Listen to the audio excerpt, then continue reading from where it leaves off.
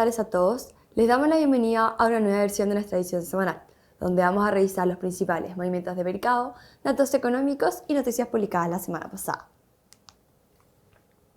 Durante la semana, los activos globales registraron rendimientos positivos, con un avance del 3,31% en las acciones a nivel global. En los mercados desarrollados aumentaron un 3,3% y por su parte los mercados emergentes avanzaron un 3,35%. Lo anterior se ve en un contexto de datos positivos para la economía estadounidense, donde la medida favorita de la Reserva Federal, PCE, marcó una variación de 0,1% en línea con las estimaciones del mercado, mientras que el PIB se desaceleró con respecto al menos 0,2% que anticipaban los analistas, marcando una variación de menos 0,5% en el trimestre. Sin embargo, lo que sin duda está captando la atención de los mercados el día de hoy es la votación en torno a la reforma fiscal y tributaria de Donald Trump. Tras sesiones maratónicas el fin de semana, el Senado se alista lo que sería también como una larga jornada de votación. El proyecto amenaza con añadir 3,3 billones de dólares al déficit fiscal en la próxima década, según el cálculo de la Oficina de Presupuestos del Congreso. Por su parte, China no estuvo exenta de datos económicos, con la publicación del indicador del PMI manufacturero, que se mantuvo nuevamente por debajo de la línea de contracción en 49,7. Por el lado de las divisas, vimos una depreciación del dólar a nivel global del 1,32%, mientras que las monedas emergentes mostraron una variación positiva de 0,8%. En el plano local, se observaron comportamientos positivos, con la renta fija y el peso chileno avanzando un 0,02 y 0,15% respectivamente. Mientras tanto, la Bolsa Nacional logró recuperarse luego de ciertas caídas en semanas anteriores, anotando una alza del 1,68%. Ahora bien, con respecto a los datos publicados del día de hoy, el cobre mostró su registro anual máximo de producción, representando alivio a los mercados globales actualmente afectados por situación de escasez. Por el lado de las acciones a nivel global, se observan retornos positivos tanto en los mercados desarrollados como en los emergentes. Desde los desarrollados, destacan especialmente Japón, Europa y Estados Unidos con avances del 3,61, 3,37 y 3,45% respectivamente. Lo anterior ocurre en medio de la publicación de los datos inflacionarios en Japón, que estuvieron por debajo de lo esperado por el mercado y con un leading index que mejoró las expectativas de los analistas. Además, el cese al fuego por parte de Irán e Israel impulsó el rally de los mercados durante la semana pasada, dando cierto pie a tranquilidad. Por su parte, en los mercados emergentes, tanto el índice de EMEA como el de Asia fueron los más positivos, con retornos del 4,03 y 3,36% respectivamente. Pasando a la renta fija global, lo que más destacó tanto en desarrollados como en emergentes fue el indicador de High Yield, que para el lado de desarrollados mostró un avance del 1,1%, mientras que de emergentes fue muy parecido con un avance del 1,09%. Por su parte, las divisas mostraron una semana mayoritariamente positiva, destacando el fuerte avance del franco suizo, la libra esterlina y el euro, que muestran refugios ante un entorno de incertidumbre, con avance del 2,35, 1,97 y 1,69% respectivamente. Ahora bien, el dólar estadounidense continúa depreciándose con respecto a las demás monedas, uno de los objetivos del actual presidente estadounidense, con lo que así muestra una depreciación del 1,32%. Ahora bien, desde emergentes, el alza del peso mexicano del 1,86% responde al indicador de actividad económica que sorprendió al alza, anotando un crecimiento del 0,54% en abril, en comparación con el 0,1% anticipado por los analistas. Por su parte, la rupia india también destacó en la semana con una apreciación del 1,29%, luego de que las cifras del PMI se ubicaran notoriamente por sobre lo proyectado. El mercado de commodities cerró la semana con un desempeño marcadamente negativo, destacando las caídas en el petróleo y en granos, mientras que los metales industriales mostraron comportamientos mixtos. El retroceso general respondió a la normalización de riesgos políticos, abundante oferta agrícola y señales mixtas sobre la demanda global. El petróleo WTI cayó un 12,56%, registrando su mayor desplome semanal desde marzo del 2023.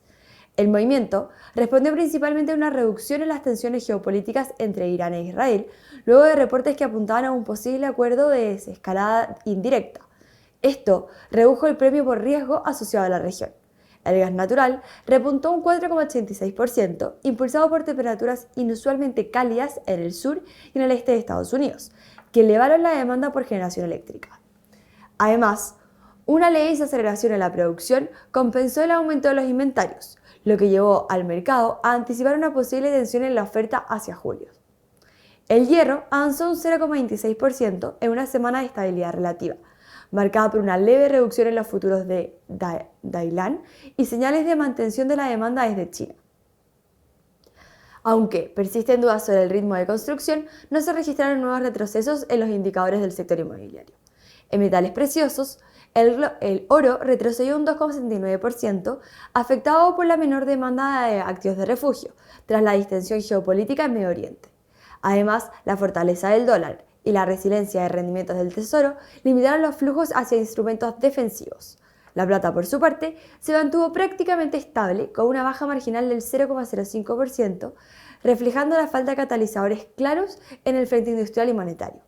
El cobre subió un 2,54%, impulsado por flujos hacia metales industriales y expectativas de medidas proteccionistas en Estados Unidos. Además, Chile, responsable de cerca del 25% de la producción mundial, registró su mayor nivel mensual desde diciembre, con 486.574 toneladas métricas, lo que representa un aumento interanual del 9,4% según el INE. El repunte responde a la recuperación operativa de grandes minas como Codelco y Antofagasta Minerales, que contribuye a aliviar la escasez en mercados globales como la Bolsa de Metales de Londres. El segmento agrícola volvió a registrar fuertes caídas. El trigo lideró las pérdidas con un retroceso del 7,57%, afectado por abundante oferta desde Estados Unidos y el Mar Negro, así como cifras de exportaciones más débiles de lo esperado. La soya bajó un 3,77%, en respuesta a inventarios elevados y señales de débil demanda externa, particularmente desde China. El maíz también cayó un 2,62%, en línea con las revisiones al alza en las proyecciones de producción y una menor presión de la demanda para biocombustibles. Pasando a la noticia de la semana, tenemos como primer lugar que la ex ministra de Trabajo, Janet Jara, ha sido elegida como la candidata presidencial de la izquierda chilena para las elecciones de noviembre. Representando al Partido Comunista, Jara obtuvo el 60,5% de los votos en las primarias internas, imponiéndose a la socialdemócrata Carolina Toa, ex ministra del Interior, quien alcanzó el 27,6%. En tercer lugar, quedó el diputado Gonzalo Winter del Frente Amplio con un 8,9% y en cuarto lugar Jaime Mulet con un 2,8%. Jara, de 51 años, es reconocida por su estilo político cercano y moderado dentro del Partido Comunista. Se ha desembarcado públicamente de posiciones más radicales de su sector, como la defensa irrestricta a los gobiernos de Venezuela o Cuba, y ha sido incluso comparada con la expresidenta Michelle Bachelet. Su elección marca un hito en la historia política del país. Por primera vez, una militante comunista encabezará la candidatura unificada de la izquierda. Durante su paso por el ministro del Trabajo en el gobierno del presidente Gabriel Boric, Jara impulsó reformas clave como la reducción de la jornada laboral de 40 horas, el aumento del salario mínimo y avances en la reforma provisional, lo que le otorgó un alto nivel de reconocimiento público. Sin embargo, sus desafíos son significativos. La derecha llega a esta elección con una fuerte ventaja en las encuestas. Según el último sondeo de la Plaza Pública Academ, el líder del Partido Republicano, José Antonio Kast, lidera con un 24% de las preferencias espontáneas, seguido por Jara con un 16%. En tercer lugar aparece Evelyn Matei de la coalición Chile Vamos con un 10%, cuyo respaldo ha venido disminuyendo en las últimas semanas, acercándose al nivel de Franco Parisi. La gran incógnita será si Janet Jara logra unificar al progresismo y captar el respaldo necesario en un escenario donde la seguridad y la economía son las principales preocupaciones de la ciudadanía, temas donde la derecha suele tener mayor credibilidad. Desde algunos sectores socialdemócratas, incluso, se teme que este resultado complique la posibilidad de que el progresismo llegue al balotaje. Por ahora, el panorama sigue abierto. Las candidaturas oficiales se definirán en agosto y el desenlace lo conoceremos en las urnas el próximo 16 de noviembre. Luego, como segunda noticia, tenemos este debate que está en propuesta por parte de Donald Trump. El ambicioso proyecto de ley fiscal impulsado por el expresidente Donald Trump continúa avanzando en el Senado de Estados Unidos, tras superar una votación clave que permitió iniciar el debate legislativo. La propuesta contempla recortes tributarios por un total de 4,5 billones de dólares y ha generado una fuerte división al interior del Partido Republicano, que ahora se enfrenta a complejas negociaciones para asegurar los votos necesarios para su aprobación final. La votación preliminar se mantuvo abierta durante casi 4 horas el sábado por la noche, mientras líderes republicanos, incluso el vicepresidente J.D. Vance, presionaba a los senadores indecisos. El margen es estrecho, solo pueden perder a 3 de los 53 senadores republicanos. La votación definitiva se espera para este lunes, es decir, hoy. El líder de la mayoría en el Senado, John Thune, ha liderado las negociaciones a puerta cerrada, intentando convencer tanto a senadores conservadores como a moderados. Mientras los primeros exigen mayores recortes al gasto público para compensar las rebajas fiscales, los segundos expresan preocupación por el impacto de la reforma sobre los programas sociales como Medicaid. El proyecto ha generado un fuerte debate en torno a su impacto fiscal. Según estimaciones de la Oficina del Presupuesto del Congreso, la reforma añadiría 3,3 billones de dólares al déficit fiscal estadounidense en la próxima década. Entre las medidas más controversiales se incluye una versión revisada de los recortes de Medicaid, que fue recientemente validada por el Parlamento del Senado, lo cual facilitó la continuidad del proyecto, aunque también ha generado resistencia entre senadores moderadores como Susan Collins, Lisa Murkowski y Tom Tillis. El proyecto también contempla disposiciones como la eliminación gradual de los créditos fiscales para energías renovables y vehículos eléctricos, así como una medida para acelerar la venta de terrenos federales para el desarrollo habitacional, impulsada por el senador Mike Lee. Esta última propuesta ha enfrentado oposición incluso dentro del bloque republicano. Con el objetivo de atraer apoyo de sectores moderados, la nueva versión del proyecto incluye la creación de un fondo de 25.000 millones de dólares para hospitales rurales, buscando mitigar el impacto de los recortes de Medicaid. Además, se aplaza hasta el 2032 la entrada en vigencia total de un nuevo límite impositivo de 3,5% sobre los proveedores estatales de Medicaid. También se incorporó un acuerdo con la Cámara de Representantes para modificar el límite de deducción fiscal y estatal, conocida como SALT, elevándolo de $10.000 a $4.000 durante 5 años, con una eliminación progresiva para ingresos superiores a $500.000 anuales. Además de extender los recortes fiscales promulgados en 2017, el nuevo proyecto incluye beneficios tributarios adicionales para trabajadores con propinas, personas mayores y compradores de automóviles. Y, en un punto clave para la estabilidad financiera, contempla también elevar el techo de la deuda estadounidense en 5 billones de dólares, con el objetivo de evitar un impago en agosto.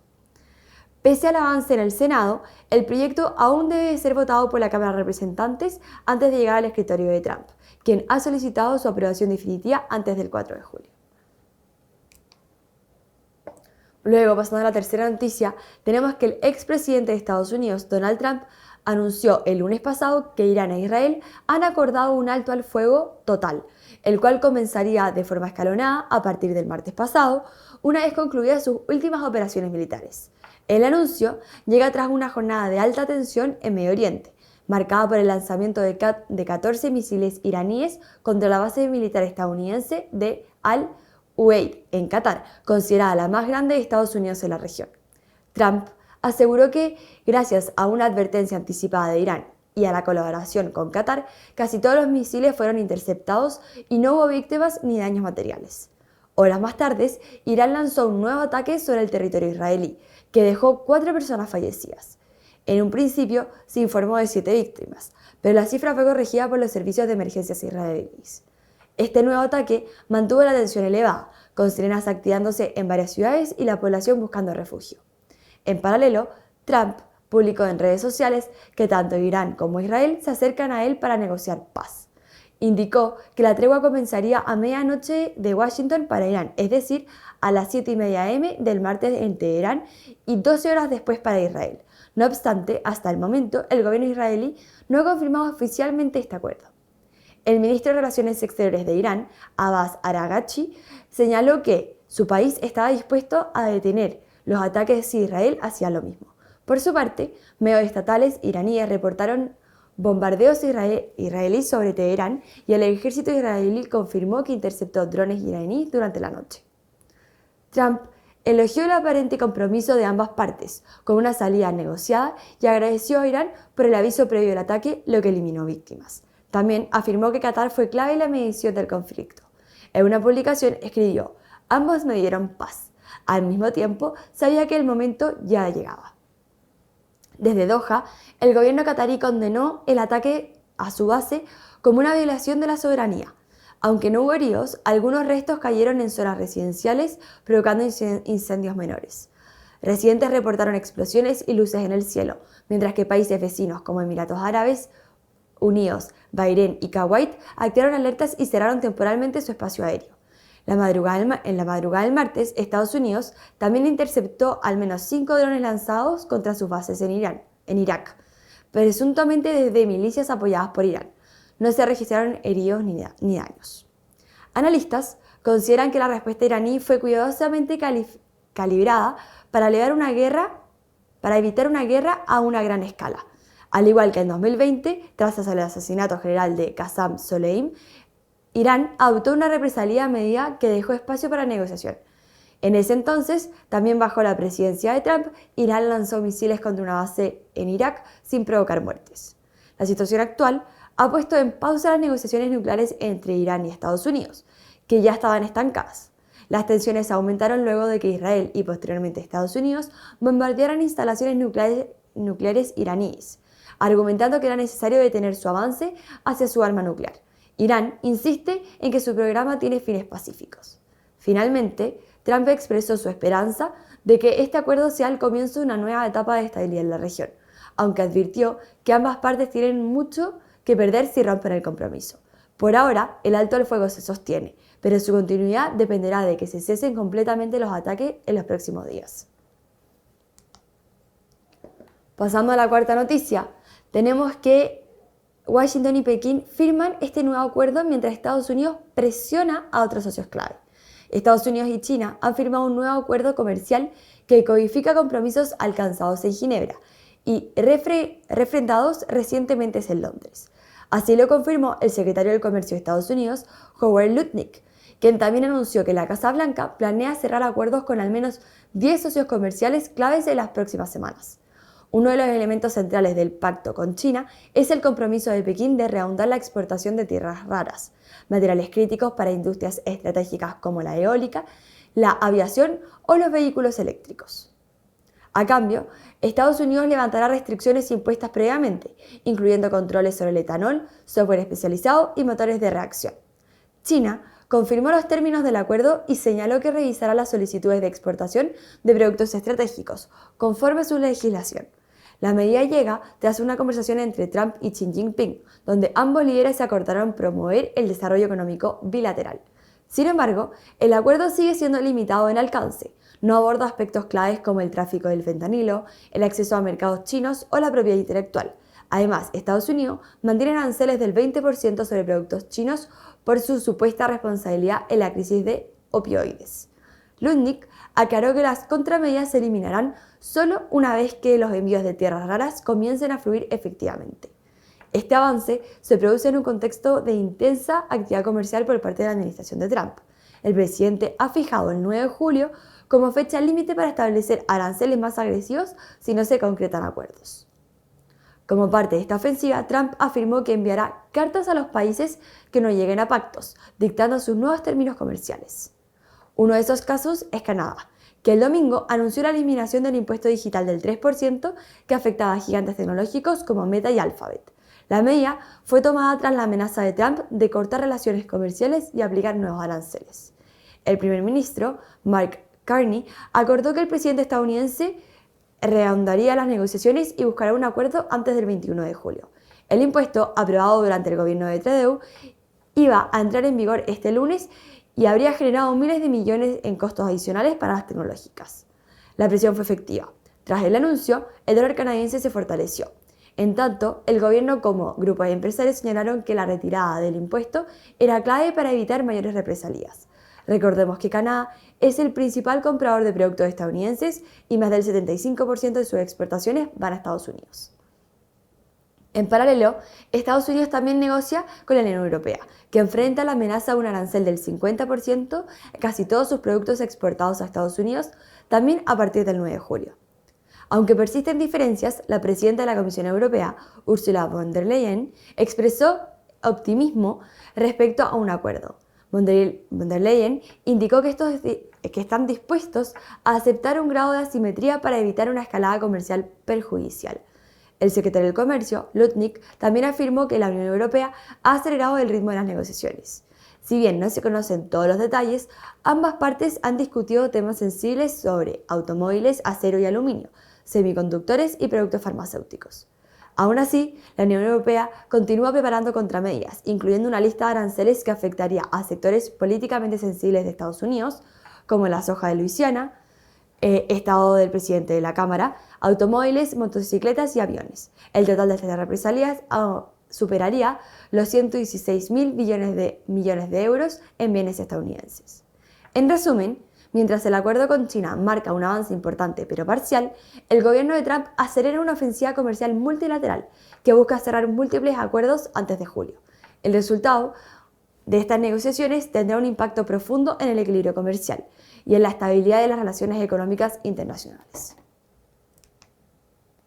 Pasando a la quinta y última noticia, tenemos que durante la semana pasada, un hecho muy relevante en materia de seguridad internacional fue que los 32 países de los miembros de la OTAN acordaron con aumentar su gasto en defensa hasta alcanzar el 5% del PIB.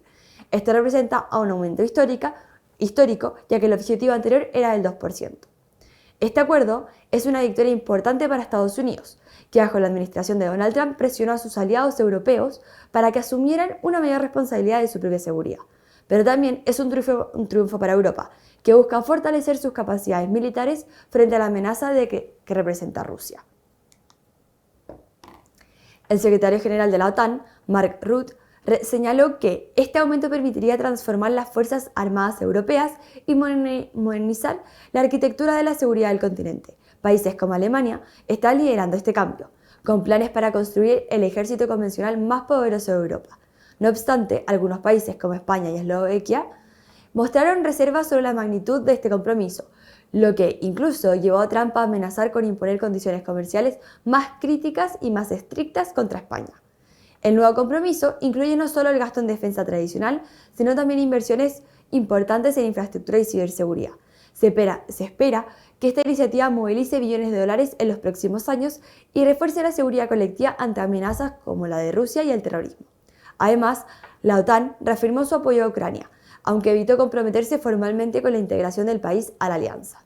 Este avance en defensa se da en paralelo de las intensas negociaciones comerciales que Estados Unidos está llevando a cabo alrededor del mundo en un contexto de redefinición de alianzas y compromisos estratégicos globales.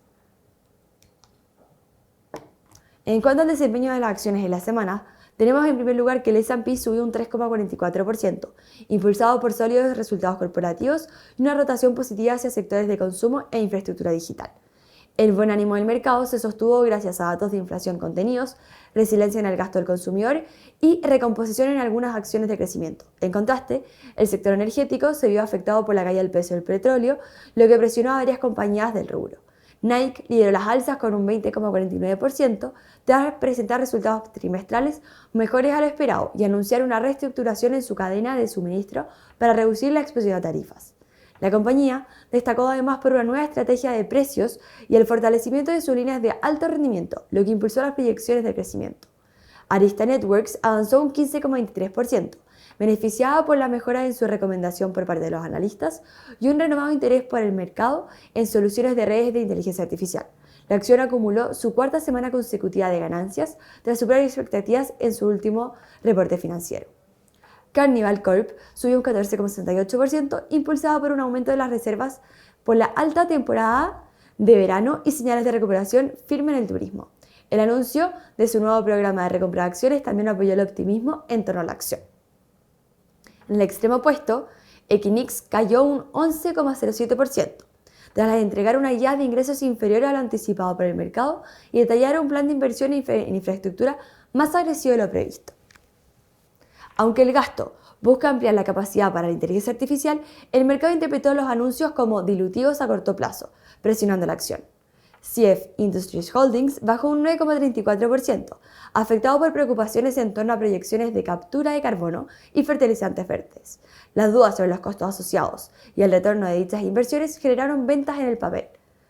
Luego, Halliburton Co. retrocedió un 7,68%, golpeada por la fuerte caída en el petróleo y recortes de menor demanda de servicios petroleros en Estados Unidos. La baja actividad en la cuenca del Pérmico también contribuyó a debilitar la perspectiva del sector. En el plano nacional, vemos que el índice ICPA subió un 9,57% durante la semana, impulsado por el buen desempeño de sectores ligados a recursos naturales, utilities y aerolíneas. La plaza local se acopló parcialmente al impulso externo, mientras los inversionistas siguen atentos a datos macroeconómicos internos y expectativas de utilidades corporativas en el segundo semestre. SQM lideró las alzas con un 6,78%, impulsada por las expectativas de estabilización en los precios del litio y señales de normalización en los márgenes del segmento de especialidades. A esto se le sumó el optimismo del mercado tras la confirmación del acuerdo de asociación de Codelco en el Salar de Atacama.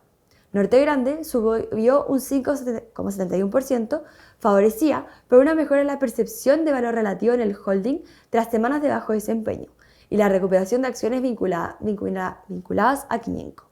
La TAM avanzó un 5,56%, beneficiada por el repunte en la demanda de viajes durante el inicio de la temporada alta de verano y señales positivas en sus rutas regionales. El mercado también valoró la contención de los costos operacionales. En el extremo opuesto, Forus cayó un 3,6%, afectada por la baja en el consumo minorista y las perspectivas de desaceleración en ventas en el segundo trimestre. El escenario competitivo en el retail también presionó el margen esperado. Administradora Americana de Inversiones retrocedió un 3,08%, en un contexto de bajo volumen y sin catalizadores operativos relevantes durante la semana. La falta de noticias financieras pesó sobre el precio de la acción.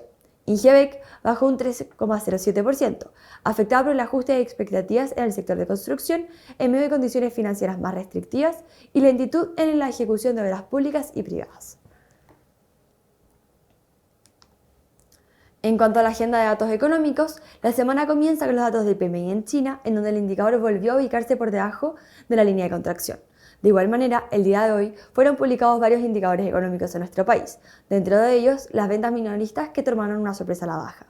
El día de mañana estaremos atentos a la publicación del IMASEC, así como los datos relevantes de la eurozona. Posteriormente, el jueves la atención estará centrada en Estados Unidos con la publicación del reporte laboral. Muchas gracias a todos por su atención. Nos vemos el próximo lunes en una nueva versión de nuestra edición semanal. Recuerden que ante cualquier duda o requerimiento, nuestros canales de atención están siempre abiertos para ayudarlos. Que tengan una muy buena semana.